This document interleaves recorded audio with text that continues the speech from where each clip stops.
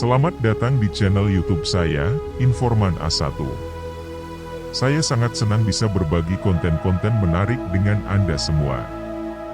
Di sini, Anda akan menemukan video-video yang berkaitan dengan topik-topik yang saya minati, seperti dunia intelijen atau spionase. Saya berharap video-video ini dapat menghibur, menginspirasi, dan memberikan nilai tambah bagi kehidupan Anda. Terima kasih telah berkunjung ke channel YouTube saya. Jangan lupa untuk subscribe dan aktifkan lonceng notifikasi agar tidak ketinggalan video terbaru dari saya. Pada kesempatan kali ini saya ingin membagikan kisah tokoh intelijen dunia, Molody. Mari kita simak.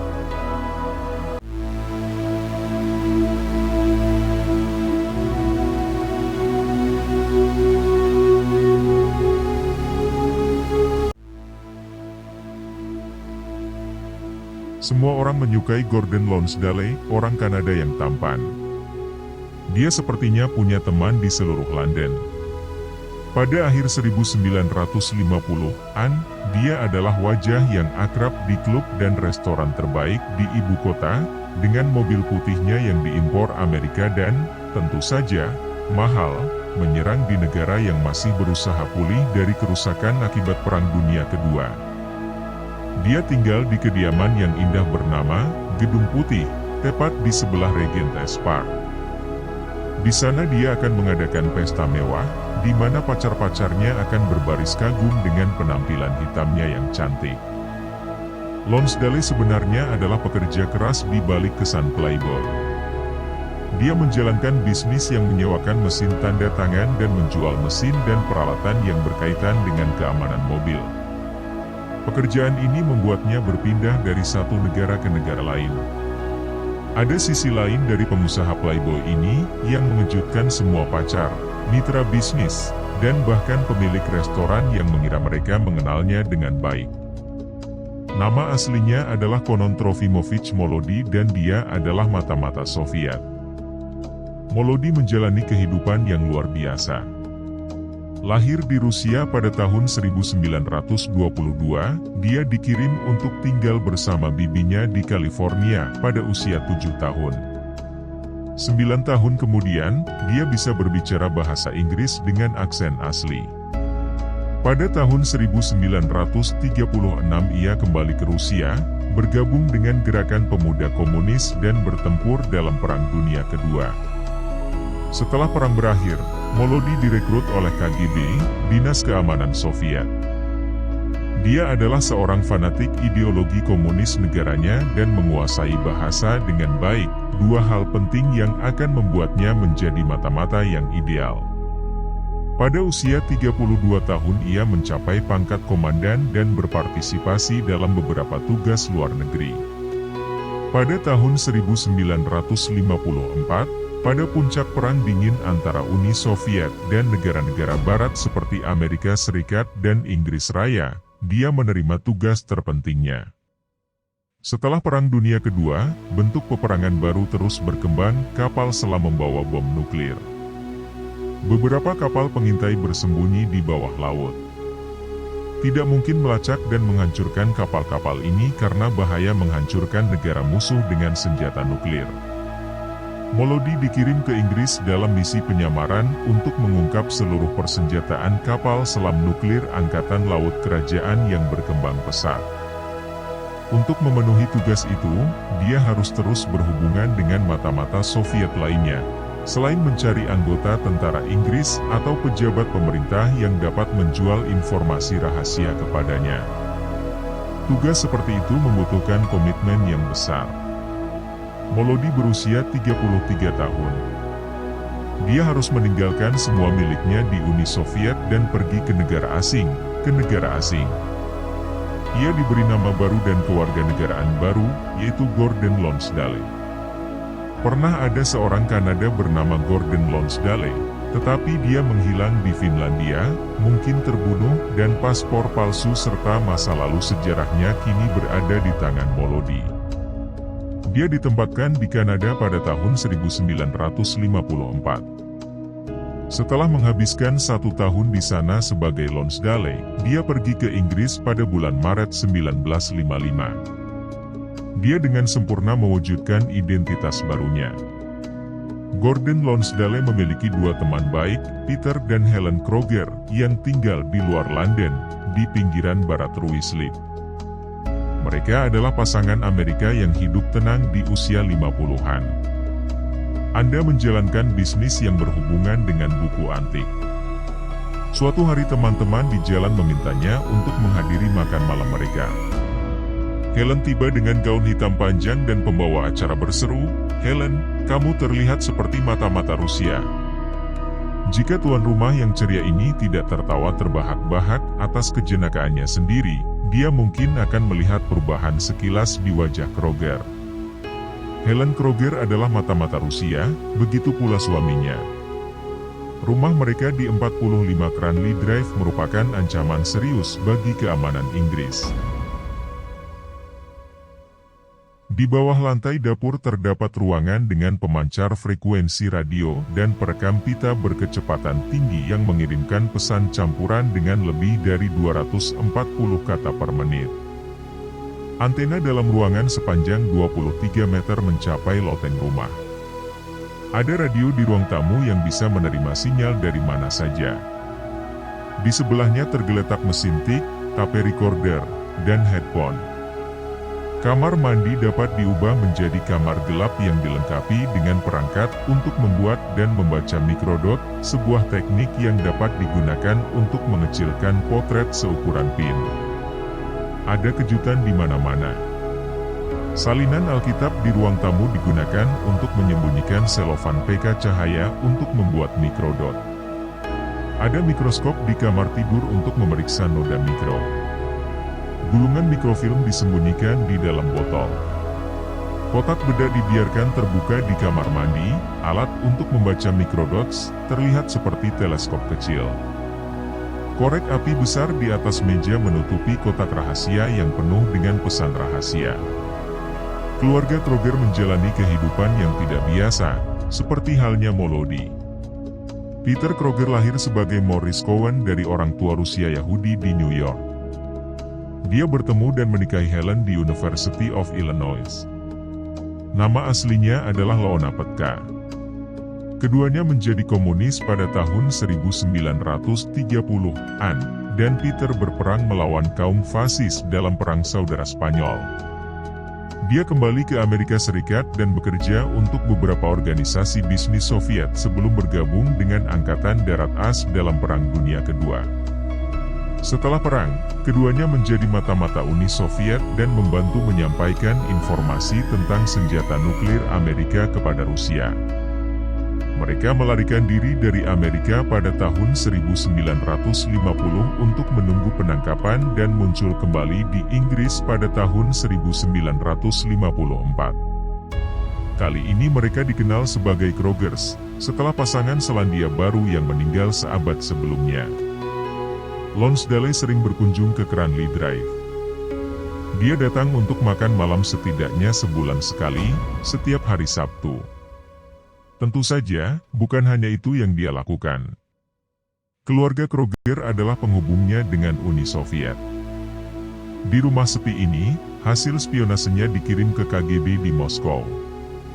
Informan terbaik Lonsdale adalah seorang perwira Angkatan Laut Inggris yang bertugas di kantor senior Angkatan Laut Inggris untuk penyediaan senjata air, Provision of Water Weapons, di Portland, Dorset. Namanya Harry Houghton. Dia memiliki akses ke beberapa lorong rahasia dan satu hal yang juga berhasil untuk Lonsdale, Harry memiliki sejarah curang. Pada tahun 1951 ia dipindahkan ke kedutaan Inggris di Warsawa, Polandia. Dia mempermalukan dirinya sendiri dengan menyembunyikan istri orang lain dan menjual barang selundupan. Dia dikirim kembali ke Inggris dengan teguran keras. Meski tidak bisa diandalkan, dia dikirim ke Portland. Perilaku Harry Houghton di Warsawa tidak hanya diperhatikan oleh otoritas Inggris. Polisi rahasia juga mengawasinya. Mereka memberitahu KGB bahwa Harry mudah disuap. KGB menyampaikan informasi penting ini kepada Lonsdale, yang tidak membuang waktu untuk segera memperkenalkan dirinya. Lonsdale mengaku sebagai komandan kedutaan AS Alex Johnson. Setelah percakapan mereka, Lonsdale menyadari bahwa Houghton adalah pria yang diinginkannya. Dia akan melakukan hampir semua hal demi uang. Dia dengan mudah ditipu untuk menjadi pengkhianat. Lonsdale mengatakan Amerika Serikat membutuhkan informasi darinya. Dia tidak perlu khawatir tentang undang-undang kerahasiaan, sebuah dokumen yang harus ditandatangani oleh semua personel militer untuk memastikan kerahasiaan departemen. Bukankah Inggris dan Amerika berada di halaman yang sama? Ketika Lonsdale menyebutkan uang itu, mata Houghton terbelalak. Dia bahkan membuat rencana cerdik untuk menyelundupkan dokumen keluar dari Portland. Houghton memiliki seorang teman di pangkalan itu, seorang wanita paruh baya bernama Ethel Bunty G. Dia adalah seorang arsiparis dengan keamanan spasial yang tinggi, yaitu dia memiliki dokumen rahasia. Sementara laki-laki diperiksa saat keluar masuk gedung untuk memastikan mereka tidak membawa dokumen rahasia, karyawan perempuan tidak. Belakangan, apapun mulai dari daftar personel Angkatan Laut galangan kapal hingga dokumen terperinci tentang proyek pembuatan kapal dapat diselundupkan keluar dari Portland. Dokumen-dokumen itu dibaca dan direkam pada tape recorder, kemudian dikirim dengan pemancar di Cranley Drive atau difoto untuk diselundupkan ke Moskow dengan mikrofilm. Bunty kemudian mengembalikan dokumen-dokumen itu sebelum ada yang menyadarinya hilang. Pekerjaan ini berjalan seperti mimpi. Lonsdale dan Krogers bisa menyelundupkan rahasia Houghton dan G dan menerima intelijen dari militer dan dinas intelijen selama 6 tahun terakhir. Tidak ada di dunia ini yang abadi, termasuk kebahagiaan. Houghton adalah sumber informasi terbaik Lonsdale, tetapi dia mungkin juga orang yang paling tidak bisa diandalkan yang ditangani mata-mata Soviet. Pemeriksaan rutin oleh Badan Kontraintelijen Inggris M15 mengungkapkan bahwa Houghton menghabiskan jauh lebih banyak daripada yang diperolehnya sebagai pegawai Angkatan Laut.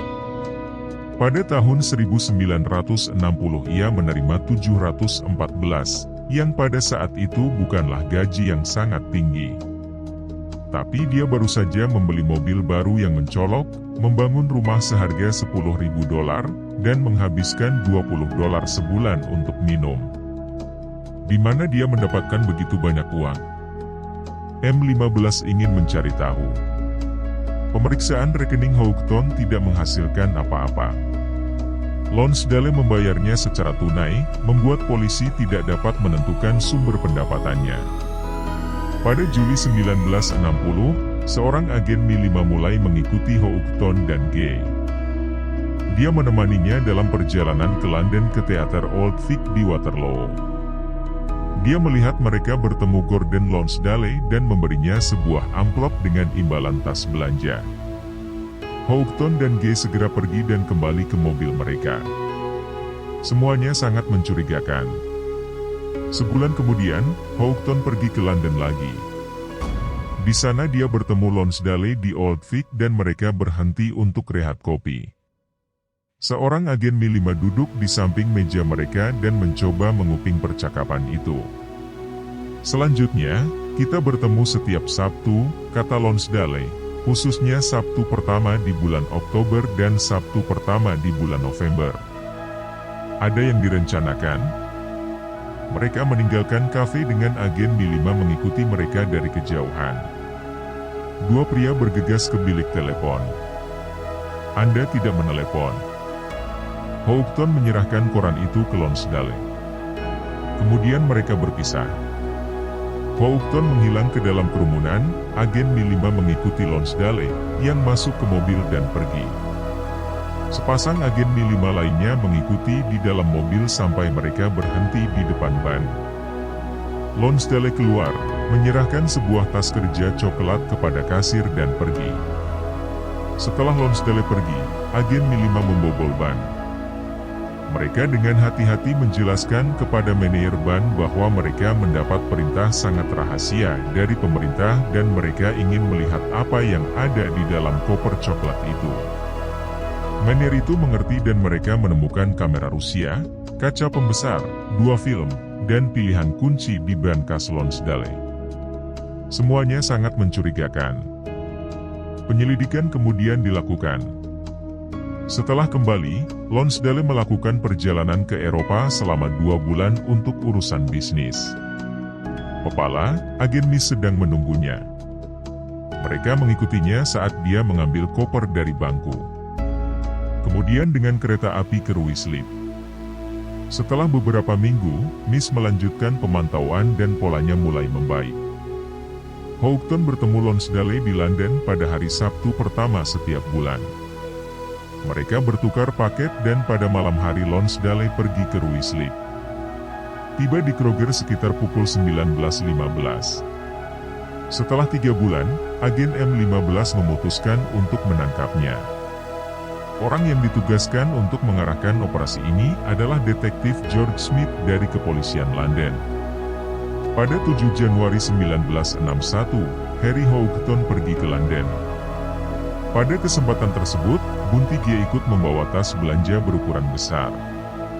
Mereka tiba di stasiun Waterloo. Setidaknya 15 agen, termasuk George Smith, berkeliaran di sana dengan menyamar sebagai pelancong dan agen koran. Kereta terlambat 45 menit.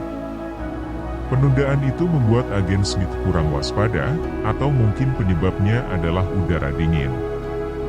Apapun alasannya, mereka terkejut ketika pasangan itu sampai di pintu keluar dan berlari mengejar bus. Hanya ada 1 orang bersama mereka di dalam bus. Houghton dan G melakukan perjalanan yang tidak biasa. Setelah sekitar 1 atau 2 jam mereka kembali ke stasiun Waterloo dan pergi ke teater Old Vic seperti biasa. Para agen sudah menunggu. Lonsdale juga menunggu untuk menyambut mereka. Ketika mereka tiba dia mengambil tas G, pria itu dengan halus mengambil tasnya. Itu sudah cukup untuk Smith. Dia lari ke 3 orang itu dan berkata, "Saya polisi, kalian semua ditahan." Pada saat itu, 3 mobil tiba-tiba mengerem dan berhenti di halte tepat di depan mereka. Lonsdale yang diborgol lebih dulu, lalu Houghton, dan terakhir G. Mobil-mobil dinyalakan dan pesan radio berbunyi, terkunci, disimpan, dimuat gratis. Ketiganya ditangkap tanpa banyak perlawanan. Tas yang G bawa penuh dengan barang-barang menarik. Ada 4 file dan film tentang Portland, yang berisi lebih dari 300 foto kapal selam nuklir rahasia Inggris. Di kantor polisi, ketiganya dijaga oleh Dinas Rahasia Polisi Inggris. Jawaban mereka beragam. Harry Houghton menggelengkan kepalanya. Berkata, "Saya tertipu." Bunty G marah. "Aku tidak melakukan kesalahan apapun," protesnya. Gordon Lonsdale sangat tenang dan berkata, "Sepertinya saya akan berada di sini sepanjang malam. Dapatkah Anda menemukan saya pemain catur yang baik?" Permintaannya diterima. Selama penangkapan Lonsdale, Smith memastikan dia selalu memiliki pemain catur top yang berjaga-jaga. Smith mengagumi gaya Lonsdale dan memberitahu wartawan tentang sikapnya yang luar biasa. "Aku menyalahkan dia." Sore harinya Peter dan Helen Kroger juga kedatangan tamu tak diundang. Smith dan pasukannya menuju ke Ruislip segera setelah Houghton, G, dan Lonsdale ditangkap dengan aman. Saat polisi tiba, keluarga Krog tampak sangat tenang. Pasangan itu bertindak seolah-olah kedatangan polisi adalah sebuah kesalahan, tetapi seperti warga negara yang baik, mereka bersedia membantu. Saat mereka meninggalkan rumah, Helen Kroger meminta izin untuk menyalakan perapian agar rumah menjadi hangat saat mereka kembali. Smith, yang tentu saja tidak bodoh, berkata, "Tentu saja, Mrs. Kroger, tetapi pertama-tama mari kita lihat apa yang ada di dalam tas Anda." Wajah Helen menjadi dingin. Dia menyadari sudah waktunya untuk mengakhiri permainan. Di dalam saku ada pesan tertulis, selembar dengan 3 mikrodot dan 5 huruf yang ditulis Lonsdale dalam bahasa Rusia. Awalnya dia berencana untuk membakar semuanya di dalam oven, tetapi sekarang itu adalah bukti utama untuk diseret ke ruang sidang. Setelah semua anggota jaringan mata-mata Lonsdale ditangkap, polisi mengirim tim forensik ke rumahnya. Tentu saja, rumah di 45 Cranley Drive menawarkan banyak petunjuk tentang kejahatan yang mereka lakukan. Perangkat radio dan mikropoint mudah ditemukan, tetapi hanya seminggu kemudian, setelah rumah dibongkar seluruhnya, penyelidik menemukan kode sinyal, tanggal pengiriman data dari pemancar, ribuan dolar, 2 baru. Paspor Selandia atas nama Krogers dan 2 paspor Kanada. Kit radio dan microdot dapat ditemukan di apartemen Lonsdale, sementara rumah Houghton dan Gay juga mengungkap rahasia. Kargo termasuk dokumen, kamera, dan kotak korek api yang menjadi peta pertemuan London di bawah. Sidang dimulai pada 13 Maret 1961 dan berlangsung selama 9 hari. Surat kabar menyebut mereka Microder Vive. Semuanya dinyatakan bersalah dan menerima hukuman yang setimpal. Houghton dan Gay dijatuhi hukuman 15 tahun penjara dan Krogers 20 tahun penjara. Lonsdale, yang jelas-jelas dianggap sebagai orang yang berperan besar dalam jaringan mata-mata, dijatuhi hukuman terberat oleh hakim. Gordon Arnold Lonsdale, katanya, "Anda adalah mata-mata profesional. Itu adalah pekerjaan yang berbahaya dan tentunya Anda harus siap menderita. Anda akan dijatuhi hukuman 25 tahun penjara." Lonsdale tersenyum dari mimbar. Dia tahu dia tidak akan lama di penjara, dia adalah agen yang sangat berharga. Dalam reaksi perang dingin ini, dia ditukar dengan mata-mata Inggris yang ditangkapnya. Teman-temannya di KGB akan segera mengkonfirmasi hal ini. Ini berjalan dengan baik. Yang menurut Lonsdale cocok. Di tahun ketiga dia ditukar dengan mata-mata Inggris bernama Greville. Setelah kembali ke tanah airnya, ia dielu-elukan sebagai pahlawan dan dianugerahi medali. Lonsdale melanjutkan pelayanannya dengan KGB, meskipun dia sekarang terlalu terkenal untuk dikirim sebagai mata-mata. Tapi menjalani kehidupan ganda sebagai mata-mata membuatnya stres dan dia mati muda. Pada Oktober 1970, pada usia 48 tahun, dia menderita serangan jantung fatal saat berkebun di apartemennya di Moskow. Keluarga Kroger harus menunggu lebih lama lagi untuk pembebasan mereka, tetapi para pemimpin KGB tidak meninggalkan mereka. Seorang dosen Inggris ditangkap dengan tuduhan penipuan di Moskow pada tahun 1969 dan ditukar dengan Krogers. Keduanya hidup sampai tua. Helen meninggal pada tahun 1992 pada usia 79 tahun dan Peter meninggal pada tahun 1995 pada usia 84 tahun. Penduduk baru di Cranley Drive 45 menemukan radio Krogers pada tahun 1981 saat menggali kebun. Tidak ada yang memperhatikan Bunty Gay dan Harry Houghton. Mereka hanya bisa saling menjaga. Mereka mendekam di penjara selama 9 tahun. Mereka dibebaskan pada tahun 1970, 6 tahun lebih awal karena berkelakuan baik. Mereka menikah di Polandia pada tahun 1971 dan, menggunakan nama samaran, mendirikan Wisma di Branxholme, Dorset. Keduanya dilaporkan meninggal pada tahun 1980.